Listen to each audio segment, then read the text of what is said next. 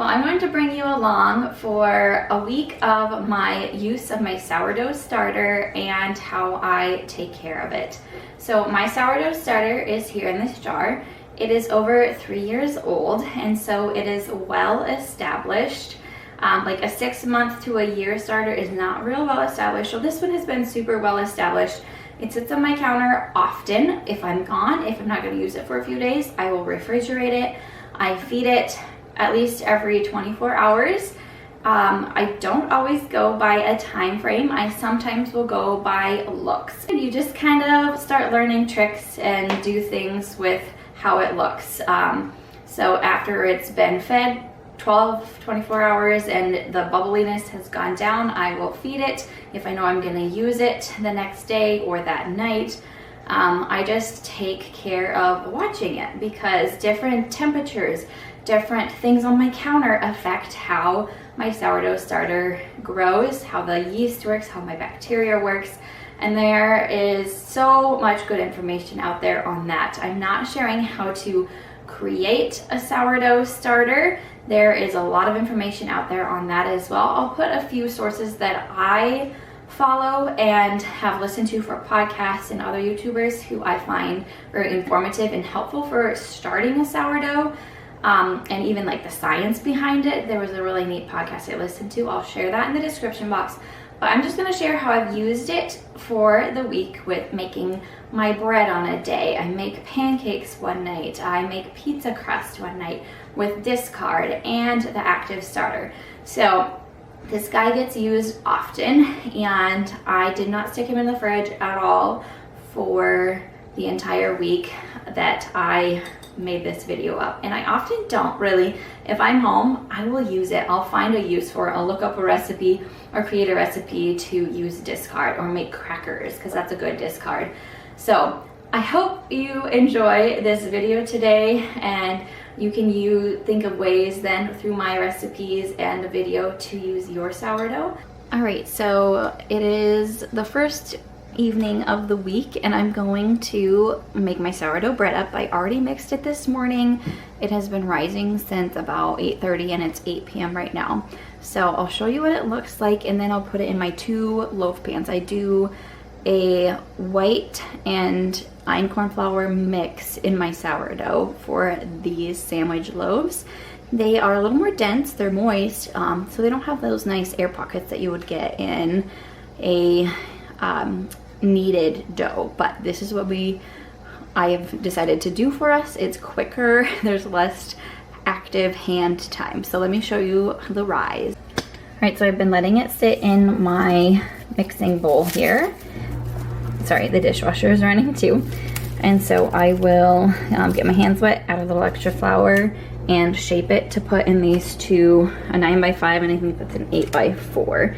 Then I'll let it rise for about another hour, and then I'll bake it at 350. So I do use Lisa Farmhouse and Boone's sourdough sandwich bread recipe, just with different flour. Like I said, a mix of like 4 cups all-purpose unbleached organic white and an einkorn.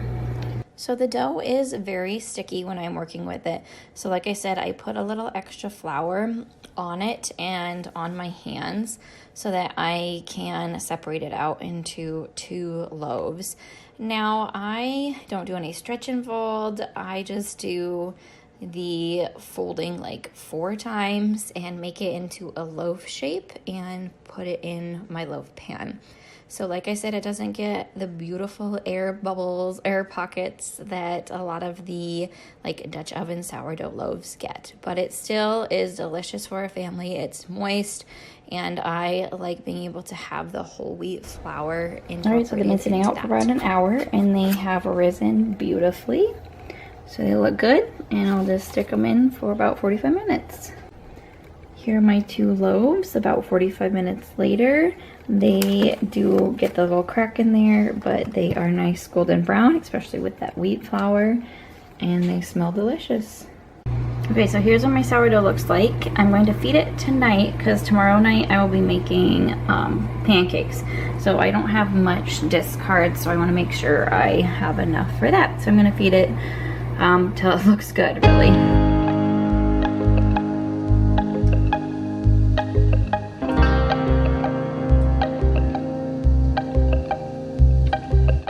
So here is my sourdough starter.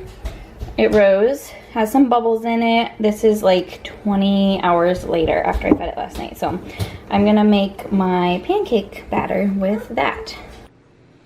As I did mention before, most of these recipes can be discard used. So that would be your starter that has been fed over 24 hours and is on its way down or is flat.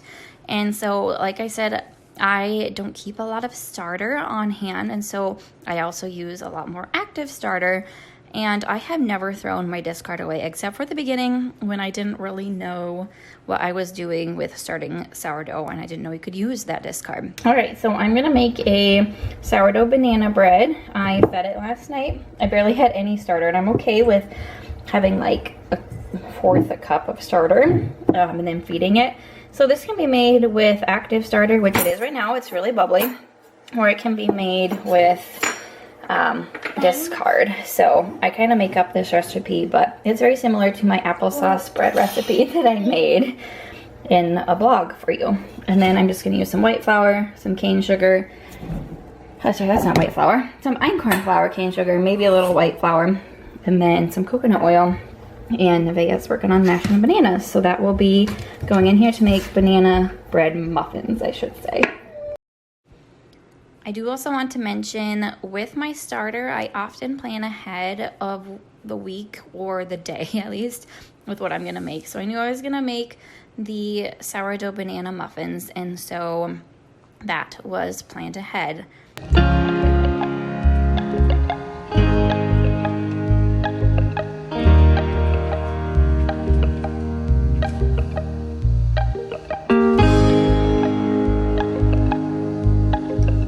So tonight is pizza night, and this is pretty empty. So I usually use discard, but I'm gonna fill it with, this is the wheat flour I use to feed my starter. You can use white, but you have to be pretty consistent on that. Girls are playing in the background. And then I'll use my Berkey filtered water with that. So I'm gonna fill it pretty full to get the pizza dough, because you literally just use sourdough starter for my pizza crust. I have also used a different whole wheat flour. I'll interchange whole wheat flours, but I really have not ever fed this starter with a different flour. Definitely need some more water. It's really thick. So here's how much I filled it up, and there's a consistency, and then it's like 1 o'clock right now, and I'll start making the crust at 5, so it'll rise in 4 hours time. All right, so here's how much it's grown in the past 4 hours. So it's very active right now. It only took 4 hours. So I'm just gonna dump this onto my pizza stone and my cast iron.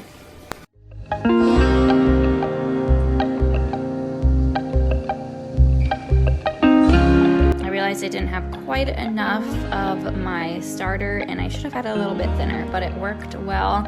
And here's just a little clip of the leftover pizza that we had from that night. Okay, tonight for supper we are having split pan ham soup, and I'm gonna make some sourdough drop biscuits. It's supposed to be sourdough discard, but I'll use active and discard interchangeably. So I have the dry ingredients mixed already. I'll add my cup of sourdough, and then it calls for some cream. I'll link all the recipes, if they're not my own, in the description box for you, because this one's from Venison for Dinner. She's got some good recipes. So I'm going to whip that up and have some drop biscuits with our soup. So that is very active right now. So we'll see if it works the same as a discard, but I think it should. So a cup of this, and then like a cup and a fourth of cream into there. Well, that was a week with my sourdough. This week was a little more active with the use of my sourdough starter. I often really don't just stick it in the fridge unless I know I'm gonna be gone over 48 hours time.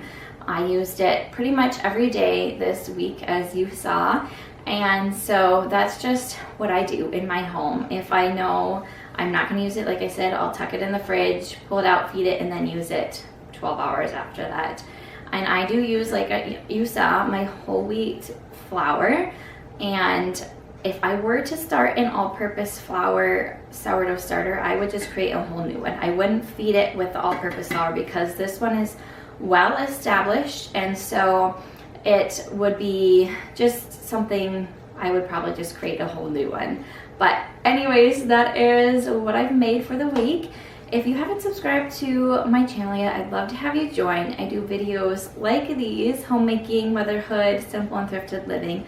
Also check out my blog, daviekillian.com, where I create a post once a week on the very similar content, food from scratch, the thrifting tips, gardening coming up, home decor. So I'd love to have you check out my blog as well. So hope you guys are having a blessed and wonderful day, and I will talk with you in my next video.